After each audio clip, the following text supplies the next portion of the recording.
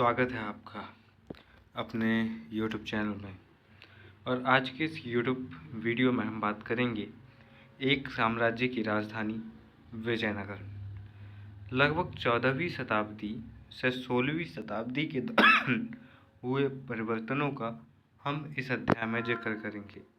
हम दोस्तों 1576 जो 1336 में हरिहर बुक्कर नामक दो भाइयों ने जिस तरह विजयनगर साम्राज्य की स्थापना की, उन्होंने हम्पी जैसे शहर की स्थापना की, उन्होंने अपने गुरु विद्यारण्य के नाम पर विजयनगर की स्थापना की और इस शहर का समृद्ध इतिहास हम जानने का प्रयास करेंगे। तो आइए इस अध्याय की शुरुआत करते हैं। और शुरुआत में कुछ चीज़ें जो आपको ध्यान में रखनी चाहिए। पहला तो मैं पूरी लाइन बाय लाइन चीज़ों को पढ़ूंगा, तो वीडियो लंबा होना स्वाभाविक है और वीडियो बोरिंग होना भी स्वाभाविक है। तो आपको प्रयास ये करना है कि आप नोट्स लें और आप अपने स्तर पर नोट्स बनाने का प्रयास करें। ये चैप्टर वाइज वीडियो है। इसके एक प्लेलिस्ट आपको एक और मिलेगी NCERT समरी करके। आप वहाँ पर जाकर देख सकते हैं NCERT के समरी वाले वीडियोस, और जहाँ पर मैंने सिर्फ मेन पॉइंट्स को ही जो एग्ज़ाम्स में पूछे जाने की संभावनाएं रखते हैं उनके बारे में बात किया हूँ। लेकिन उन पॉइंट्स को आप बेहतर तरीके से तभी समझ पाएंगे जब आप इस अध्याय को ध्यान से पढ़ेंगे। इसलिए ध्यान से सुनने और देखने का प्रयास कीजिएगा। जहाँ भी थोड़ी सी बोरियत हो, वीडियो को पॉज करके थोड़ा सा रिलैक्स होजिए और फिर से देखिए। लेकिन देखना ज़रूरी है, क्योंकि पढ़े बिना ज़िंदगी नहीं लगती। दोस्तों यहाँ पर हम आगे देखते हैं विजयनगर अथवा विजयनगर शहर। एक शहर और एक साम्राज्य दोनों के लिए यह प्रयुक्त नाम था। इस साम्राज्य की स्थापना 14वीं शताब्दी में की गई थी। अपने चरमोत्कर्ष पर यह उत्तर में कृष्णा नदी से लेकर प्रायद्वीप के सुदूर दक्षिण तक फैला हुआ था। 1565 में इस पर आक्रमण करके इसे लूटा गया और बाद में यह उजड़ गया। हालांकि 17वीं से 18वीं शताब्दियों तक यह पूरी तरह से विनष्ट हो गया था, पर फिर भी कृष्णा तुंगभद्रा द्वीप क्षेत्र निवासियों की स्मृतियों में यह जीवित रहा। उन्होंने इसे हम्पी नाम से याद रखा। इस नाम का आविर्भाव यहाँ की स्थानीय मातृ देवी पंपा देवी के नाम से हुआ था। इन मौखिक परंपराओं के साथ साथ पुरातात्विक खोजों, स्थापत्य नमूनों, अभिलेखों तथा अन्य दस्तावेजों ने विजयनगर के खोज में और विजयनगर साम्राज्य की जानकारी में विद्वानों की महत्वपूर्ण सहायता की। हम हम्पी के बारे में जानें तो हम्पी के जो भग्न अवशेष हैं वो 1800 ईस्वी में एक अभियंता तथा पुरातत्वविद कर्नल कॉलिन मैकेंजी द्वारा प्रकाश में लाए गए थे। मैकेंजी जो ईस्ट इंडिया कंपनी में कार्यरत थे, ने इस स्थान पर पहला सर्वेक्षण मानचित्र तैयार किया। उनके द्वारा हासिल शुरुआती जानकारियां विरूपाक्ष मंदिर तथा पंपा देवी के पूजा स्थल के पुरोहितों की स्मृतियों पर आधारित थी। कालांतर में 1856 ईस्वी में छाया चित्रकारों ने यहाँ के भवनों के चित्र संकलित करने आरंभ किए, जिसमें शोधकर्ता उनका अध्ययन कर पाए। 1836 में ही अभिलेखकर्ताओं ने यहाँ और हम्पी के अन्य मंदिरों से कई दर्जन अभिलेखों को इकट्ठा करना आरंभ किया। इस शहर तथा साम्राज्य के इतिहास के पुनर्निर्माण के प्रयास में इतिहासकारों ने इन स्रोतों का विदेशी यात्रियों के वृत्तांतों तथा तेलुगु, कन्नड़, तमिल और संस्कृत में लिखे गए साहित्य से मिलान किया। यहाँ पर हम कॉलिन मैकेंजी की बात करते हैं तो 1754 में जन्मे मैकेंजी एक अभियंता, सर्वेक्षक तथा मानचित्रकार के रूप में प्रसिद्ध रहे। 1815 में उन्हें भारत का पहला सर्वेयर जनरल बनाया गया और 1831 में अपनी मृत्यु तक वे इस पद पर बने रहे। भारत के अतीत को बेहतर ढंग से समझने और उपनिवेश के प्रशासन को आसान बनाने के लिए उन्होंने इतिहास से संबंधित स्थानीय परंपराओं का संकलन तथा ऐतिहासिक स्थलों का सर्वेक्षण करना आरंभ किया। वे कहते हैं, ब्रिटिश प्रशासन को सुप्रभाव में आने से पहले दक्षिण भारत खराब प्रबंधन की दुर्गति से लंबे समय तक जूझता रहा।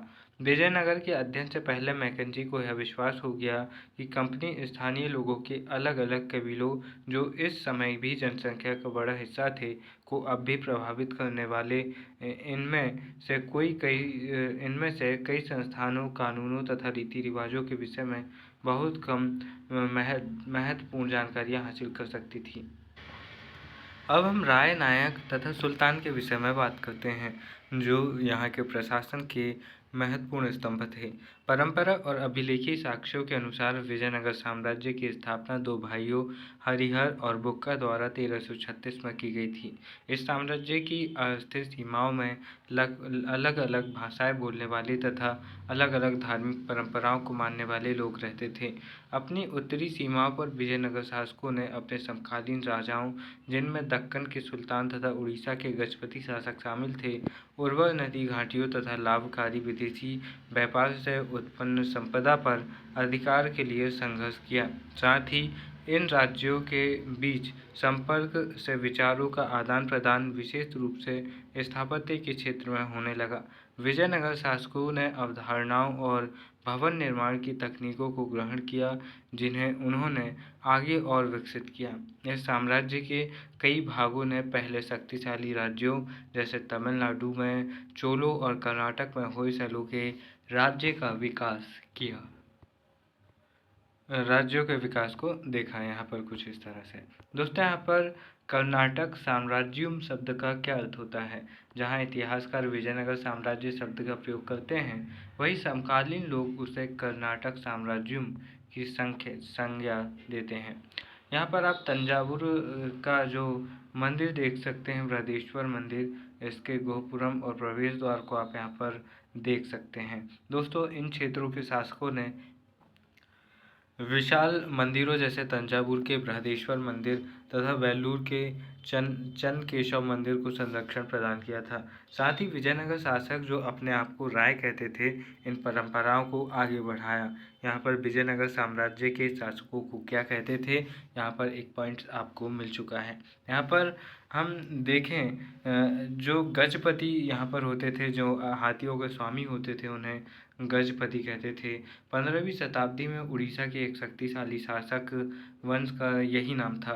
विजयनगर की लोक प्रचलित परंपराओं में दक्कन के सुल्तानों को अश्वपति या घोड़ों के स्वामी के रूप में तथा रायों को नरपति या लोगों के स्वामी के रूप में संज्ञा दी गई है। यहाँ पर शासक और व्यापारी वर्ग को देख लेना भी आवश्यक है, चूँकि इस काल में युद्ध कला प्रभावशाली अश्वसेना पर आधारित होती थी, इसलिए प्रतिस्पर्धी राज्यों के लिए अरब तथा मध्य एशिया से लोगों का आयात करना बहुत महत्वपूर्ण था। यह व्यापार आरंभिक चरणों में आरंभिक व्यापारियों द्वारा नियंत्रित था। व्यापारियों के समूह, जिन्हें कुदिरई, चेट्टी अथवा घोड़ों के व्यापारी कहा जाता था। चूँकि इस काल में युद्ध कला प्रभावी अश्वसेना पर आधारित होती थी। दोस्तों, यहाँ पर हमने कुदमई और चेट्टी की बात की। जो कुदमई और चेट्टी क्या हैं, ये व्यापारियों के समूह हैं, यह आपको ध्यान रखना है। दोस्तों, जो नेट जेआरएफ जैसे एग्ज़ाम्स जो होते हैं ना, उन पर इसी तरह के शब्द एक तरफ पूछ लिया जाता है और फिर दूसरी तरफ उनके अर्थ पूछ लिया जाता है। और अगर आपको एक या दो आंसर भी पता है ना, तो आप पूरा आंसर सही से करेक्ट कर सकते हैं, आप जोड़ी सही से बना सकते हैं। और अगर आपको पता ही नहीं है तो आप कंफ्यूज ही आ जाएंगे, आपको समझ में नहीं आएगा। इसलिए ध्यान में रखिए कि कई बार एक ऑप्शन को टर्मिनेट करने से आपका आंसर, या फिर एक ऑप्शन को ध्यान में ले आने से आपका उत्तर सही हो जाता है। यहाँ पर 1498 ईस्वी से कुछ और लोग पटल पर उभर कर आए। ये पुर्तगाली थे, जो उपमहाद्वीप के पश्चिमी तट पर आए और व्यापारियों तथा सामरिक केंद्र स्थापित करने का प्रयास करने लगे। उनकी बेहतर सामरिक तकनीक, विशेष रूप से बंदूकों के प्रयोग ने उन्हें इस काल की उलझी हुई राजनीति में एक महत्वपूर्ण शक्ति बनकर उभरने में सहायता की। विजयनगर भी मसालों, वस्त्रों तथा रत्नों के अपने बाजारों के लिए प्रसिद्ध था। ऐसे शहरों के लिए व्यापार एक प्रतिष्ठा का मानक माना जाता था। यहाँ की समृद्ध जनता महंगी विदेशी वस्तुओं की मांग करती थी, विशेष रूप से रत्नों और आभूषणों की। दूसरी ओर व्यापार से राजस्व राजस्व की समृद्धि में महत्वपूर्ण योगदान देता था। यहाँ पर राजनीति में सत्ता के दावेदारों में शासकीय वंश के सदस्य तथा सैनिक कमांडर शामिल थे।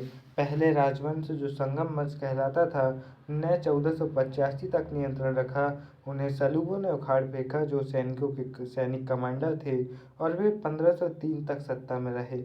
इसके बाद तुलुबों ने उनका स्थान लिया। कृष्णदेव राय तुलुक वंश से ही संबंध रखते थे। कृष्णदेव राय के शासन की चारित्रिक विशेषता विस्तार और दृढ़ीकरण था।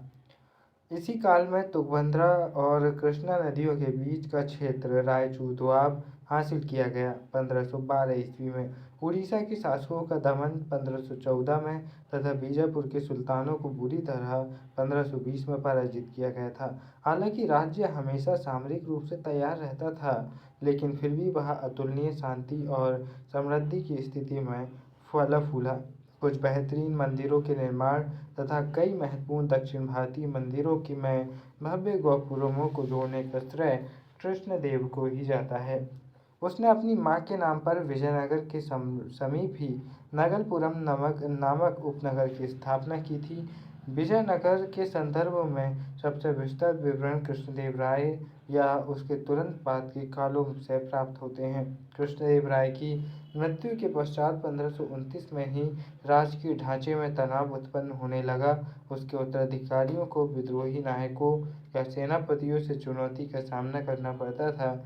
1542 तक केंद्र पर नियंत्रण एक अन्य राजकीय वंश अराविडु के हाथों में चला गया, जो 17वीं शताब्दी के अंत तक सत्ता में काबिज रहे।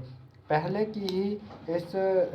की ही तरह इस काल में भी विजयनगर शासकों और साथ ही दक्कन सल्तनतों के शासकों की सामरिक महत्वाकांक्षाओं के चलते समीकरण बदलते रहे। अंततः यह स्थिति विजयनगर के विरुद्ध दक्कन सल्तनतों के बीच मैत्री समझौते के रूप में परिणत हुई। 1565 में विजयनगर की सेना प्रधानमंत्री रामराय के नेतृत्व में राक्षसी तंगड़ी, यानी कि जिसे तालीकोट के नाम से भी जाना जाता है, के युद्ध में उतरी, जहां उसे बीजापुर, अहमदनगर तथा गोलकुंडा की संयुक्त सेनाओं द्वारा करारी शिकस्त मिली। विजयी सेनाओं ने विजयनगर शहर पर धावा बोलकर उसे लूटा। कुछ ही वर्षों के भीतर यह शहर पूरी तरह उजड़ गया। अब साम्राज्य का केंद्र पूर्वी की ओर स्थानांतरित हो गया, जहां अराविडु राजवंश ने पेनुकोंडा से और बाद में चंद्रगिरी यानी कि तिरुपति के समीप से शासन किया। यहाँ पर उस समय की व्यापारिक स्थिति को समझने के लिए हमें विजयनगर साम्राज्य के सबसे प्रसिद्ध शासक कृष्णदेव राय की कुछ बातों पर ध्यान देना होगा। यहाँ पर विजयनगर के सबसे प्रसिद्ध शासक कृष्णदेव राय, जिनका शासनकाल 1509 से 1529 तक रहा, उन्होंने शासन कला के विषय में अमुक्तमाल्यद नाम से तेलुगु भाषा में कृति लिखी। व्यापारियों के विषय में उन्होंने लिखा, एक राजा को अपने बंदरगाहों को सुधारना चाहिए और वाणिज्य को इस प्रकार प्रोत्साहित करना चाहिए कि घोड़ों, हाथियों, रत्नों, चंदन, मोती तथा अन्य वस्तुओं का खुले तौर पर आयात किया जा सके। उसे प्रबंध करना चाहिए कि उन विदेशी नाविकों, जिन्हें तूफानों, बीमारियों या थकान के कारण उनके देश में उतरना पड़ता है, की भली भांति देखभाल की जा सके। सुदूर देश के व्यापारियों, जो हाथियों और अच्छे घोड़ों का आयात करते हैं, को रोज बैठक में बुलाकर तोहफे देकर तथा उचित मुनाफे की स्वीकृति देकर अपने साथ संबद्ध करना चाहिए। ऐसा करने पर ये वस्तुएं कभी भी तुम्हारे दुश्मनों तक नहीं पहुंचेंगी।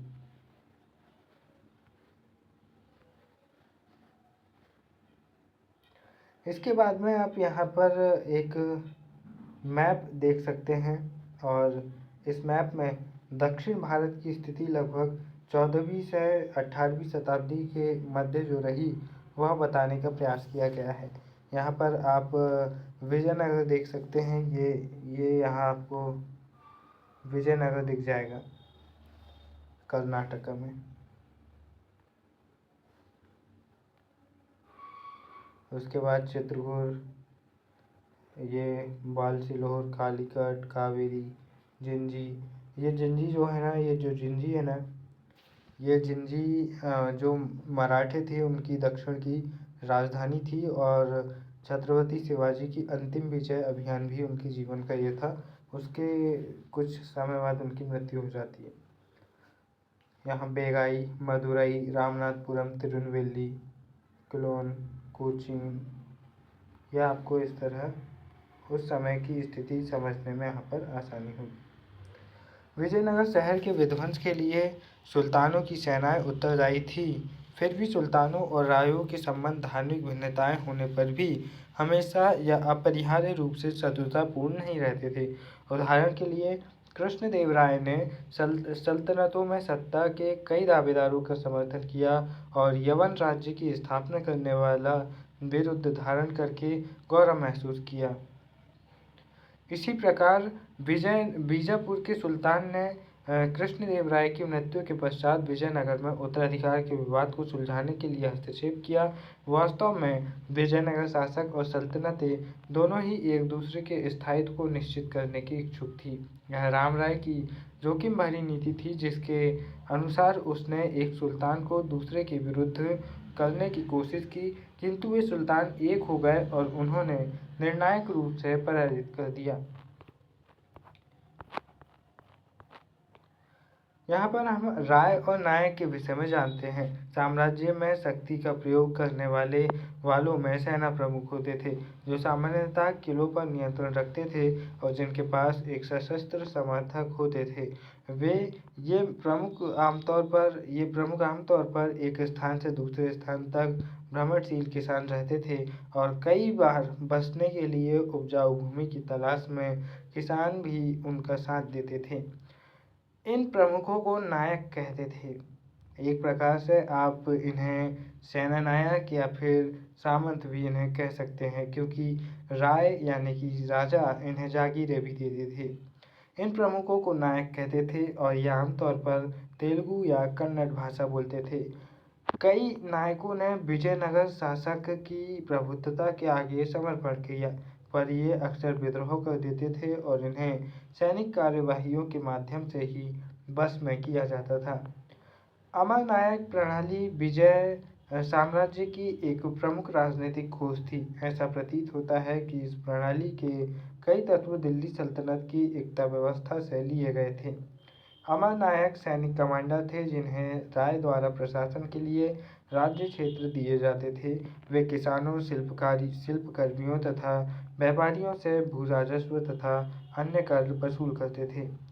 वे राजस्व का कुछ भाग व्यक्तिगत उपयोग तथा घोड़ों और हाथियों के निर्धारित दल के रखरखाव के लिए अपने पास रख लेते थे। ये दल विजयनगर शासकों को एक प्रभावी सैनिक शक्ति प्रदान करने में सहायक होते थे, जिसकी मदद से उन्होंने पूरे दक्षिण प्रायद्वीप को अपने नियंत्रण में किया।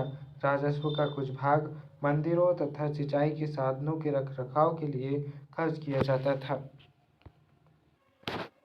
अमरनायक राजा को वर्ष में एक बार भेंट भेजा करते थे और अपनी स्वामी भक्ति प्रकट करने के लिए राजकीय दरबार में उपहारों के साथ स्वयं उपस्थित हुआ करते थे।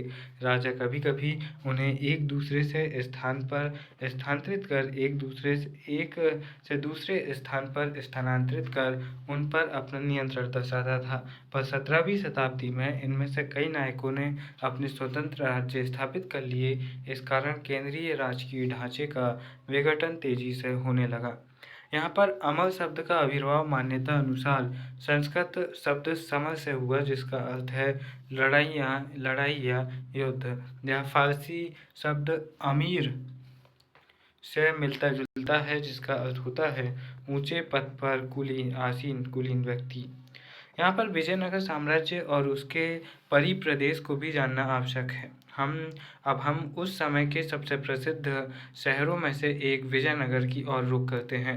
अधिकांश राजधानियों की तरह ही यह भी एक विशिष्ट भौतिक रूपरेखा तथा स्थापत्य शैली से अभिलक्षित थी। अधिकांश राजधानियों की तरह विजयनगर भी एक विशिष्ट भौतिक रूपरेखा तथा स्थापत्य शैली से अभिलक्षित थी। यहाँ पर आप देख सकते हैं, यहाँ ये इधर साइड में आपको हम्पी दिखेगा, फिर ये पवित्र करिगिर, और ये कुछ क्षेत्र आपको यहाँ पर तुंगभद्रा नदी आपको दिख रही है ऊपर साइड में, ये किले की तरह आपको दिख रहा है। विजयनगर के विषय में हम बात करें तो विजयनगर के राजाओं तथा उसके नायकों ने बड़ी संख्या में अभिलेख मिले हैं, जिनमें मंदिरों को दिए जाने वाले दानों का उल्लेख तथा महत्वपूर्ण घटनाओं का विवरण है। कई यात्रियों ने शहर की यात्रा की और इसके बारे में लिखा। इनमें सबसे उल्लेखनीय वृत्तांत निकोलो द कॉन्टी नामक इतालवी व्यापारी, अब्दुल रज्जाक नामक फारस के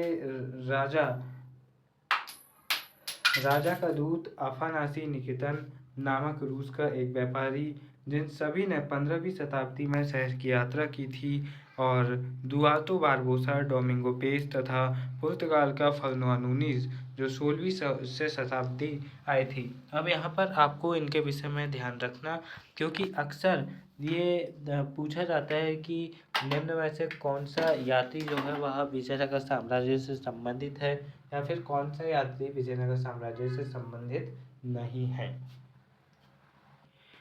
यहाँ पर डोमिंगो पेस द्वारा लिखे गए विजयनगर शहर के वर्णन के विषय में जो एक उद्धरण है उसे पढ़ने का प्रयास करते हैं। इस शहर का परिमाप मैं यहाँ नहीं लिख रहा हूँ, क्योंकि यह एक स्थान से पूरी तरह नहीं देखा जा सकता, पर मैं एक पहाड़ पर चढ़ा जहाँ से मैं इसका एक बड़ा भाग देख पाया। मैं इसे पूरी तरह से नहीं देख पाया क्योंकि यह कई पर्वत श्रृंखलाओं के बीच स्थित है। वहाँ से जो मैंने देखा वह मुझे रोम जितना विशाल प्रतीत हुआ और देखने में अत्यंत सुंदर। इसमें पेड़ों के कई उपवन हैं, आवासों के बगीचों में तथा पानी की कई नालियों जो इसमें आती है, तथा कई स्थानों पर झीलें हैं, तथा राजा के महल के समीप ही खजूर के पेड़ों का बगीचा है तथा अन्य फल प्रदान करने वाले वृक्ष भी यहाँ पर हैं। जल संपदा के विषय में भी यहाँ पर है। विजयनगर की भौगोलिक स्थिति के विषय में सबसे चौंकाने वाला तथ्य तुंगभद्रा नदी द्वारा यहाँ निर्मित एक प्राकृतिक कुंड है। यहाँ नदी उत्तर पूर्व दिशा में बहती है। आसपास का भूदृश्य रमणीय ग्रेनाइट की पहाड़ियों से परिपूर्ण है, जो शहर के चारों ओर करघनी का निर्माण करती सी प्रतीत होती है। इन पहाड़ियों से कई जलधाराएं आकर नदी से मिलती है। लगभग सभी धाराओं के साथ साथ बांध बनाकर अलग अलग आकारों के हौज बनाए गए थे। चूंकि यह प्रायद्वीप के सबसे शुष्क क्षेत्रों में से एक था, इसलिए पानी के संचालन और इसे शहर तक ले जाने के व्यापक प्रबंध करना आवश्यक था। ऐसा सबसे महत्वपूर्ण हौजों में से एक का निर्माण 15वीं शताब्दी के आरंभी वर्षों में हुआ, जिसे आज कमलपुरम जलाशय कहा जाता है। इस हौज के पानी से न केवल आसपास के खेतों को सींचा जाता था, बल्कि इसे एक नहर के माध्यम से राजकीय केंद्र तक भी ले जाया जाता था। सबसे महत्वपूर्ण जल संबंधी रचनाओं में से एक हिरिया नहर को आज भी भवनावशेषों के बीच देखा जा सकता है। इस नहर में तुंगभद्रा पर बने बांध से पानी लाया जाता था और इसे धार्मिक केंद्र से शहरी केंद्र को अलग करने वाली घाटी को सिंचित करने में प्रयोग किया जाता था। संभवतः इसका निर्माण संगम वंश के राजाओं द्वारा करवाया गया होगा। यहाँ पर किलेबंदियाँ भी बेहतरीन तरीके से करवाई गई थी ताकि राज्य की सुरक्षा हो सके। इससे पहले कि हम शहर के विभिन्न भागों का गहन परीक्षण करें, हम उन विशाल किलेबंदी की दीवारों पर नजर डालते हैं जिनसे उन्हें घेरा गया था।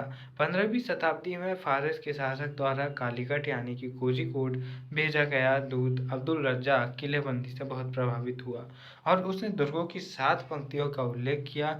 इसमें न केवल शहर को बल्कि कृषि में प्रयुक्त आसपास के क्षेत्र तथा जंगलों को भी घेरा गया था। सबसे बाहरी दीवार शहर के चारों ओर बनी पहाड़ियों को आपस में जोड़ती थी।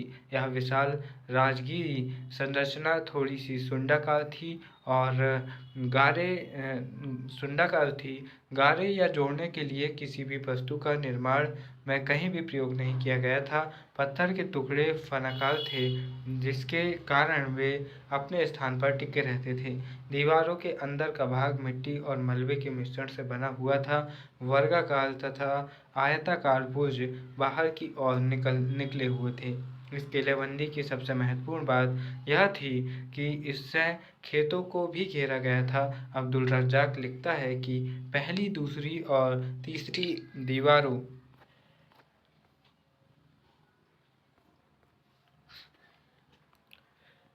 दीवारों के बीच जुते हुए खेत, बगीचे तथा आवास हैं। और पेश कहता है, इस पहली परिधि से शहर में प्रवेश करने तक की दूरी बहुत है, जिसमें खेत है जहाँ वे धान उगाते हैं और कई उद्यान हैं, और बहुत जल जो झीलों से लाया जाता है। इन कथनों की आज के पुरातत्वविदों द्वारा पुष्टि की गई है, जिन्होंने धार्मिक केंद्र तथा नगरीय केंद्र के बीच एक कृषि क्षेत्र के साक्ष्य खोज निकाले हैं। यह क्षेत्र व्यापक नहर प्रणाली के माध्यम से सींचा जाता था, जिसमें तुंगभद्रा से जल लाया जाता था। आपके विचार में, यानी कि हमारे विचार में, कृषि क्षेत्रों को किलेबंद भूभाग में क्यों समाहित किया गया था, यह हमें देखना चाहिए। स्वाभाविक सी बात है, कृषि क्षेत्र को इसलिए किलेबंद में शामिल किया गया ताकि कोई आक्रांता उस पर हमला न करे, जानवरों से वह सुरक्षित रहे। इसके लिए यहाँ पर ऐसा किया गया था। अक्सर मध्यकालीन घेराबंदियों का मुख्य उद्देश्य प्रतिपक्ष को खाद्य सामग्री से वंचित कर समर्पण के लिए बाध्य करना होता था। ये घेराबंदियां कई महीनों और यहाँ तक कि वर्षों तक चल सकती थी। आमतौर पर शासक ऐसी परिस्थितियों से निपटने के लिए किलेबंद क्षेत्रों के भीतर ही विशाल अन्नागारों का निर्माण करवाते थे। जैसे अगर किसी ने आक्रमण कर दिया तो एक किले के अंदर चले जाएंगे, और अब बाहर बैठा व्यक्ति सोचेगा कि कभी ना कभी तो इनका खाना खत्म होगा और इन्हें बाहर आना पड़ेगा और आत्मसमर्पण करना पड़ेगा। लेकिन विजयनगर साम्राज्य वाले इतने चतुर थे कि किले के अंदर उन्होंने जो आसपास जो उन्होंने बड़ी सी दीवारें, सुरक्षा दीवार बना ली थी, उन दीवारों के अंदर उनके खेत भी थे बड़े बड़े, जिससे क्या होता था कि अगर कोई 10 साल भी बैठा रहे उन्हें कोई फ़र्क नहीं पड़ता। उनकी जनता अंदर सुरक्षित है, उनके बाजार अंदर चल रहे हैं, उनके पूरे संसाधन अंदर है, तो आप साल भर बैठे रहो या उम्र भर बैठे रहो, उनको कोई फ़र्क नहीं पड़ता। दूसरी किलेबंदी नगरीय केंद्र के आंतरिक भाग के चारों ओर बनी हुई थी, और तीसरी शहर शासकीय केंद्र को घेरा गया था, जिसमें महत्वपूर्ण इमारतों के प्रत्येक समूह को अपनी ऊंची दीवारों से घेरा गया था। दुर्ग में प्रवेश के लिए अच्छी तरह सुरक्षित प्रवेश द्वार थे, जो शहर को मुख्य सड़कों से जोड़ते थे। प्रवेश द्वार विशिष्ट स्थापत्य के नमूने थे, जो अक्सर उन संचालित संरचनाओं को परिभाषित करते थे जिनमें प्रवेश को वे नियंत्रित करते थे। किलेबंदी बस्ती में जाने के लिए बने प्रवेश द्वार पर बनी मेहराब के साथ ही द्वारा के ऊपर बनी गुम्मद की तुर्की सुल्तानों द्वारा प्रतिवर्तित स्थापत्य के चारित्रिक तत्व माने जाते हैं। कला इतिहासकार इस शैली को इंडो इस्लामिक यानी कि हिंद इस्लामी कहते हैं, क्योंकि इसका विकास विभिन्न क्षेत्रों की स्थानीय स्थापत्य की परंपराओं के साथ संपर्क से हुआ था। यहाँ पर बहुत सारी चीज़ें लिखी गई है, साथ ही शहरी केंद्रों के विषय में भी यहाँ पर जानकारी दी गई है कि किस तरह से अलग अलग क्षेत्र यहाँ पर बताए गए थे। जैसे पुर्तगाली यात्री बारबोसा यहाँ पर जो शहरी बाजार थे उनका वर्णन करता है कि लोगों के अन्य आवास छप्पर के हैं, पर फिर भी सुदृढ़ हैं और व्यवसाय के आधार पर कई खुले स्थानों वाली लंबी गलियों में व्यवस्थित हैं। इस तरह से यहाँ पर बहुत सारी चीज़ें हमें देखने को मिलती है। राजकीय केंद्र भी देखने को मिलते हैं, और जो राजकीय केंद्र जो होते थे वे मुख्य रूप से वे क्षेत्र होते थे जहाँ पर मंदिरों की प्रमुखता हमें देखने को मिलती है। साथ ही महानवमी डिब्बा क्या है, तो महानवमी डिब्बा क्या है इस पर हम बात करते हैं। इस क्षेत्र की कुछ अधिक विशिष्ट संरचनाओं का नामकरण भवनों के आकार और साथ ही उनके कार्यों के आधार पर किया गया है। राजा का भवन नामक संरचना अंतः क्षेत्र में सबसे विशाल है, परंतु इसके राजकीय आवास होने का कोई निश्चित साक्ष्य नहीं मिला है। इसके दो सबसे प्रभावशाली मंच, जिन्हें सामान्यतः सभा मंडप तथा महानवमी डिब्बा कहा जाता है। पूरा क्षेत्र ऊंची दोहरी दीवारों से घिरा है और इसके बीच एक गली है। साथ ही सभा मंडप एक ऊंचा मंच है जिसमें पास पास एक पास पास तथा निश्चित दूरी पर लकड़ी के स्तंभों के लिए छेद बने हुए हैं। इसमें दूसरी मंजिल जो इन स्तंभों पर टिकी थी तक जाने के लिए सीढ़ी बनी हुई थी। स्तंभों के एक दूसरे से बहुत पास पास होने से कम खुला स्थान बचता होगा और इसलिए यह स्पष्ट नहीं है कि यह मंडप किस प्रयोजन के लिए बनाया गया था। साथ ही शहर के सबसे ऊंचे स्थान में से एक स्थित महानवमी डिब्बा एक विशालकाय मंच है, जो आप चित्र में देख सकते हैं, जो लगभग 11,000 वर्ग फीट के आधार से 40 फीट की ऊंचाई तक जाता है। ऐसे साक्ष्य मिले जिनसे पता चलता है कि इस पर एक लकड़ी की संरचना बनी थी। मंच का आकार उभारदार उत्कीर्ण चपटा है। इस संरचना से जुड़े अनुष्ठान संभवतः सितंबर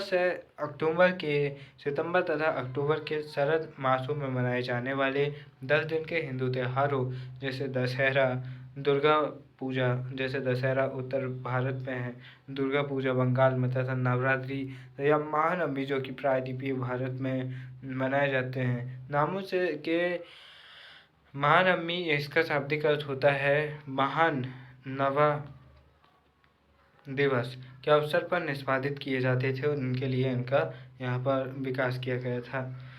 यहाँ पर जो महानवमी डिब्बा है इसका अस्तित्व क्या आज भी है? विद्वानों का मानना है कि संरचना के चारों ओर का स्थान सशस्त्र आदमियों, औरतों तथा बड़ी संख्या में जानवरों की शोभा यात्रा के लिए पर्याप्त नहीं था।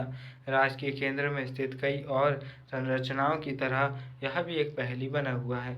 दोस्तों, राजकीय केंद्र में स्थित अन्य भवन की बात करें तो यहाँ पर एक लोटस महल, कमल महल भी दिखता है, जिसका यहाँ नामकरण 19वीं शताब्दी के अंग्रेज यात्रियों ने किया था। हालांकि यह निश्चित रूप से यह जो नाम है रोमांचक है, लेकिन इतिहासकार इस नाम या इस भवन के विषय में ज़्यादा जानकारी नहीं बता पाए हैं कि हम किस लिए था और कैसा था। जैसे मैकेंजी द्वारा बनाए गए मानचित्र से पता चलता है कि यह एक परिषदीय सदन था, जहाँ पर आप देख सकते हैं, जहाँ राजा अपने परामर्शदाताओं से मिलता था। हालांकि अधिकांश मंदिर धार्मिक केंद्र में स्थित थे, लेकिन राजकीय केंद्र में भी कई थे।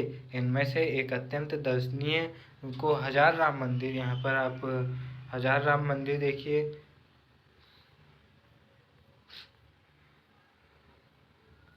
यह हजार राम मंदिर की दीवारों पर आप मूर्तिकला देख सकते हैं। संभवतः इसका प्रयोग केवल राजा और उसके परिवारों के लिए ही किया जाता था इन क्षेत्रों का। अब इसके बाद हम और धार्मिक केंद्रों की बात करें तो राजधानी का चयन किस प्रकार किया जाता था, ये भी बहुत है। दोस्तों, स्थानीय मातृदेवी पंपा देवी ने यहाँ पर जो राजधानी है उसके विषय में हम बात करें तो स्थानीय देवी मातृदेवी पंपा देवी ने इन पहाड़ियों में विरूपाक्ष, जो राज्य की संरक्षक देवता था, शिव का एक रूप माने जाते हैं, से विवाह के लिए तप किया था। आज तक यह विवाह विरूपाक्ष मंदिर में हर वर्ष धूमधाम से आयोजित किया जाता है। इन पहाड़ियों में विजयनगर साम्राज्य के पूर्वकालिक जैन मंदिर भी मिले हैं। दूसरे शब्दों में यह क्षेत्र कई धार्मिक मान्यताओं से संबंधित था। इस क्षेत्र में मंदिर निर्माण का यह एक लंबा इतिहास रहा है, जो पल्लव, चालुक्य, होयसल तथा चोल वंशों तक जाता है। आमतौर पर शासक अपने आप को ईश्वर से जोड़ने के लिए मंदिर निर्माण करने का काम करते थे। विजयनगर के स्थान का चयन वहाँ विरूपाक्ष तथा पंपा देवी के मंदिरों के अस्तित्व से प्रेरित था। यहाँ तक कि विजयनगर के शासक भगवान विरूपाक्ष की ओर से शासन करने का दावा करते थे। सभी राजकीय आदेशों पर सामान्यतः कन्नड़ लिपि में श्री विरूपाक्ष शब्द अंकित होता था। शासक देवताओं से अपने गहरे संबंधों के संकेतक के रूप में वृद्ध हिंदू सूरत्राणा का प्रयोग भी करते थे। यह अरबी भाषा के शब्द सुल्तान, जिसका अर्थ है राजा, का संस्कृत अनुवाद और शाब्दिक रूप में इसका अर्थ था हिंदू सुल्तान। विजयनगर के शासकों ने पूर्वकालिक परंपराओं को अपनाया, उनमें नवीनता लाई और उन्हें आगे विकसित किया। अब राजकीय प्रतिकृति मूर्तियों मंदिरों में प्रदर्शित की जाने लगी और राजा की मंदिरों की यात्राओं को महत्वपूर्ण राजकीय अवसर पर माना जाने लगा, जिन जिन पर साम्राज्य के महत्वपूर्ण नायक भी उनके साथ होते थे। यहाँ पर आप विरूपाक्ष मंदिर का चित्र यहाँ पर आप देख सकते हैं, आकाश से लिया गया है चित्र। दोस्तों, गोपुरम और मंडप के बारे में भी आपको जानना चाहिए, आखिर ये क्या होते थे। दोस्तों, जो राय गोपुरम है अथवा राजकीय प्रवेश द्वार थे, जो अक्सर केंद्रीय देवालों की मीनारों को बौना प्रतीत कराते थे और जो लंबी दूरी से ही मंदिर के विषय में हमें जानकारी देते थे।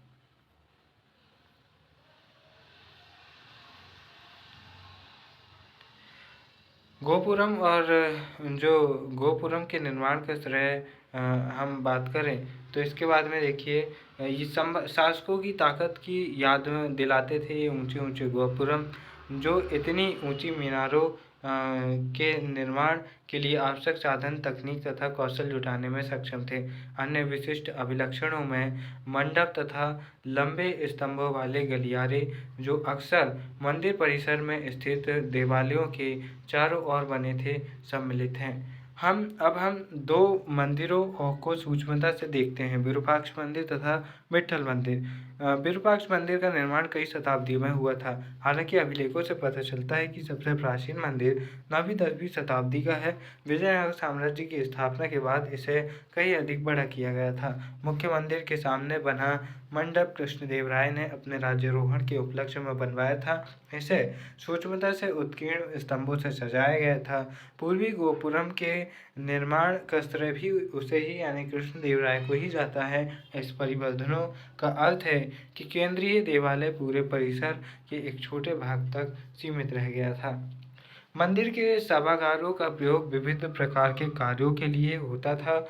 इनमें से कुछ ऐसे थे जिनमें देवताओं की मूर्तियां, संगीत, नृत्य और नाटकों के विशेष कार्यक्रमों को देखने के लिए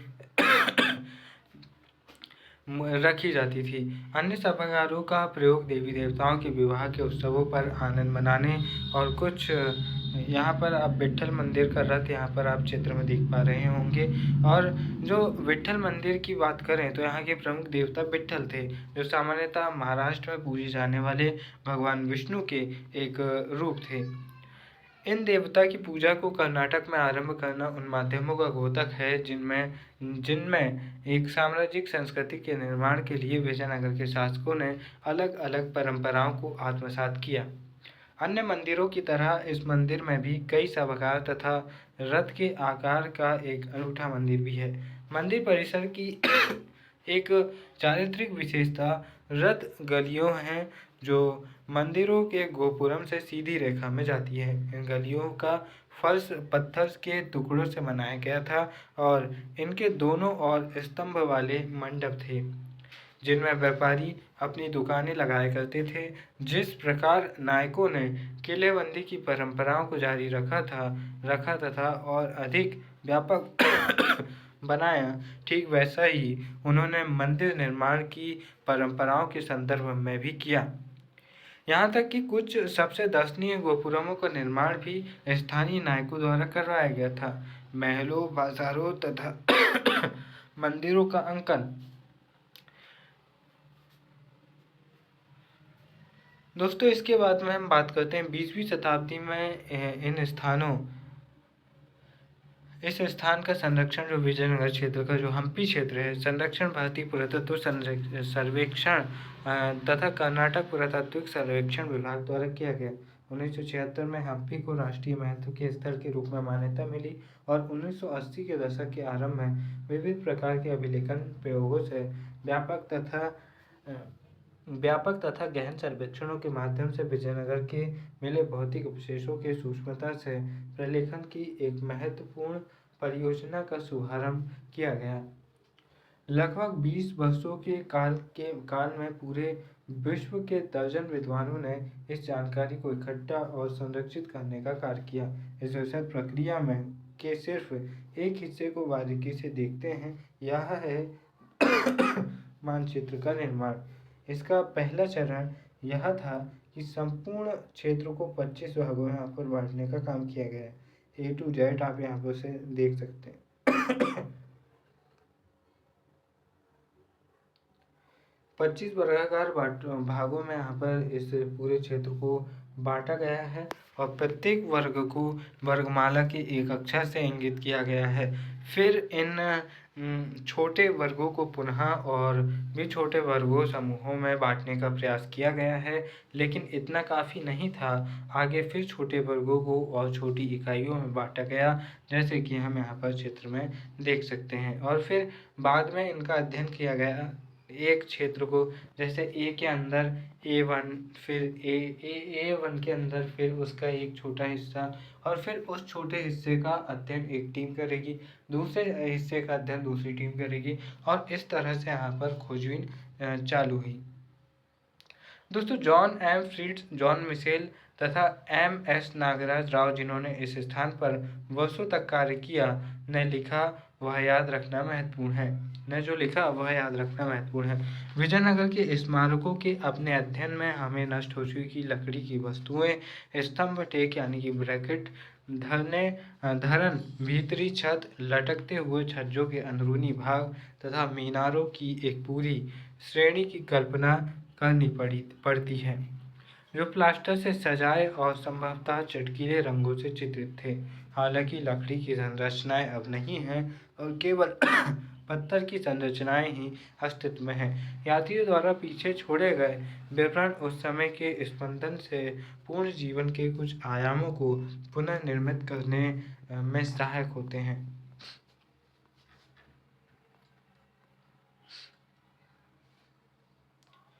ये जानते हैं कि हम क्या जान पाए। सुरक्षित भवन हमें उन तरीकों के विषय में बताते हैं जिनसे स्थानों को सुव्यवस्थित किया गया और उन्हें प्रयोग में लाया गया। वह हमें यह भी बताते हैं कि किन वस्तुओं और तकनीकों से उनका निर्माण किया गया और कैसे किया गया। उदाहरण के लिए, किसी शहर की किलेबंदी के अध्ययन से हम उसकी प्रतिरक्षण आवश्यकताओं और सामरिक तैयारी को समझ सकते हैं। यदि हम उनकी अन्य स्थानों के भवनों से तुलना करें तो भवन हमें विचारों के फैलाव और सांस्कृतिक प्रभावों के बारे में भी बताते हैं। वे उन विचारों को जाहिर करते हैं जो निर्माणकर्ता या प्रश्रयदाता व्यक्त करना चाहते थे। वे अक्सर ऐसे चिन्हों से परिपूर्ण रहते हैं जो उनके सांस्कृतिक संदर्भ का परिणाम होते हैं। इन्हें हम समझ सकते हैं जब हम अन्य स्रोतों जैसे साहित्यिक अभिलेखों तथा लोक प्रचलित परंपराओं से मिली जानकारी संयोजित करते हैं। यहाँ पर कृष्णदेव राय से जुड़ा एक वर्णन हम साइट में देख रहे हैं, इसे पढ़ते हैं। परिदृश्य की कुछ समस्याओं को पुनः याद करने के लिए तमिलनाडु में चिदम्बरम के मंदिर के गोपुरम में रखी कृष्णदेव राय की इस सुंदर प्रतिमा को देखिए। स्वामी भक्ति स्वाभाविक है कि शासक इसी रूप में अपने आप को प्रस्तुत करना चाहता था, और पेश जो डोमिंगो पेश है, राजा का वर्णन कुछ इस प्रकार करता है। मंझला कद, गोरा रंग और अच्छी काठी, कुछ मोटा, राजा के चेहरे पर चेचक के दाग हैं। इस तरह से वह वर्णन करता है। विजयनगर साम्राज्य और दक्षिण भारत के ही नहीं बल्कि भारत के इतिहास में अब तक हुए महानतम राजाओं में से एक कृष्णदेव राय के विषय में। कृष्णदेव राय को हम उसी तरह मान सकते हैं जिस तरह उत्तर भारत में हम अकबर और सम्राट अशोक को पाते हैं। इसके बाद हम काल रेखा देखते हैं। महत्वपूर्ण राजनीतिक परिवर्तन। ये जानना बेहद ज़रूरी हो जाता है कि तिथियां इतिहास में मायने रखती है, क्योंकि तिथियों के बगैर आप इतिहास का अध्ययन नहीं कर सकते। इतिहास कुछ चीज़ों से मिलकर बना है, जैसे तिथि, स्थान, घटना और घटना में शामिल होने वाले लोग। लगभग 1200 से 1300 ईस्वी के दौरान दिल्ली सल्तनत की स्थापना होती है। 1206 में कुतुबुद्दीन ऐबक के द्वारा, हम जानते हैं। दोस्तों, लगभग 1300 से 1400 ईस्वी के दौरान विजयनगर साम्राज्य की स्थापना 1336 में होती है। बहमनी राज्य की स्थापना 1347 में, जौनपुर, कश्मीर और मदुरई में सल्तनत की स्थापना भी इसी दौर में होती है। लगभग 1400 से 1500 ईस्वी के दौरान उड़ीसा के गजपति राज्य की स्थापना 1435 में, गुजरात और मालवा की सल्तनतों की स्थापना होती है। अहमदाबाद, विजयनगर तथा वेरार सल्तनतों का उदय 1990 के दशक में होता है। लगभग 1500 से 1600 ईस्वी के दौरान पुर्तगालियों द्वारा गोवा विजय 1510 में, बहमनी राज्य का विनाश, गोलकुंडा की सल्तनत का उदय 1518, बाबर द्वारा मुगल साम्राज्य की स्थापना 1526। 1800 ईस्वी में कॉलिंग मैकेंजी द्वारा विजयनगर की यात्रा की जाती है और 1856 में अलेक्जेंडर ग्रैनिले ने हम्पी के पुरातात्विक अवशेषों के पहले विस्तृत चित्र लाए। 1876 में पुरा स्थल की मंदिर की दीवारों के अभिलेख का J.F. फ्लिट द्वारा प्रलेखन आरंभ किया गया। 1902 में जॉन मार्शल के अधीन संरक्षण कार्य आरंभ होता है और 1986 में हम्पी को यूनेस्को द्वारा विश्व पुरातत्व स्थल घोषित किया जाता है। इसी तरह यह अध्याय यहाँ पर समाप्त होता है, लेकिन यहाँ पर हम इस अध्याय के साथ समाप्त कर रहे हैं उस क्षेत्र का अध्ययन, और मुझे उम्मीद है कि आप और भी तरीक़ों से अपनी पढ़ाई को और बेहतर इम्प्रूव करेंगे। और एनसीईआरटी का ये चैप्टर विजयनगर की सामान्य समझ को लेकर है। इसके इतर भी बहुत सारी चीज़ें हैं जो 4 वंश रहे अलग अलग समय पर, जो लंबा इनका कार्यकाल रहा, इनको लेकर आपको अब जैसे LP शर्मा जैसे राइटर्स हैं या बिपिन चंद्रा जैसे राइटर्स हैं, मीनाक्षी जैन जैसी राइटर्स हैं, इनकी किताबों से आपको डीप में आप पढ़ना चाहिए अगर आप किसी अच्छे कॉम्पिटिटिव एग्ज़ाम्स की तैयारी में लगे हैं तो। फिर मिलेंगे अपने किसी और वीडियो में, तब तक के लिए नमस्कार, जय हिंद।